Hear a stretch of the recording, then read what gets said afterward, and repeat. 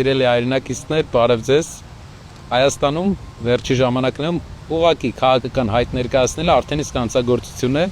եւ ընդհանրապես կարիք չկա խորանալու, թե ինչի մեջ քեզ կմեղադրեն, քանի որ քաղաքական հայտ ներկայացնելը, երկիրդ ավելի լավ պատկերացնելը, ավելի լավ երկրի ապագան տեսնելը արդեն իսկ հանցագործություն է համարվում այսօր Հայաստանում։ Սակայն սա հենց այն որոշիչ բանն է, քննությունն է, որը տարանջատում է այն մարդկանց, ովքեր պատրաստ են գնալ այդ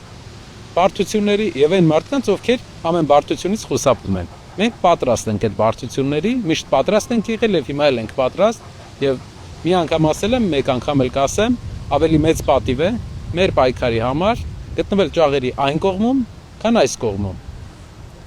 Հայաստանը լինելու է մի երկիր, որտեղ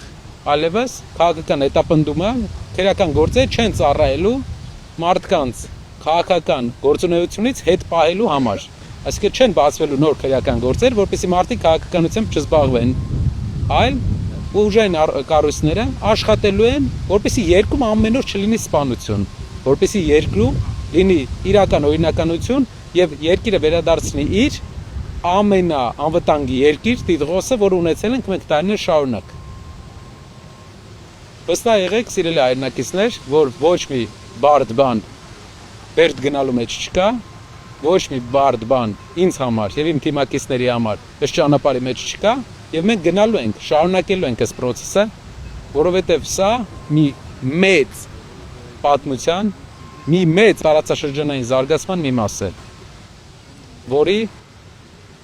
հիմնական նպատակները լրիվ այլ են։